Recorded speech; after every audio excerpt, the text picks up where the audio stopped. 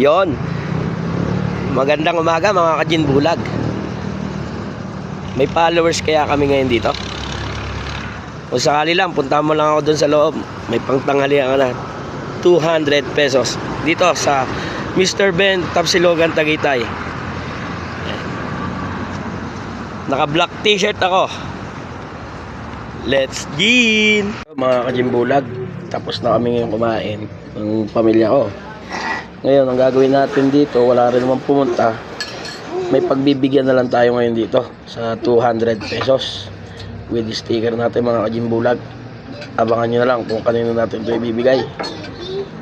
Let's gin! Yan mga Kajin Bulag, nakakita na natin ang pagbibigyan natin. Yan si nanay. Inalok niya ako kanina, hindi ko na siya binilhan ng guayabano tsaka papaya.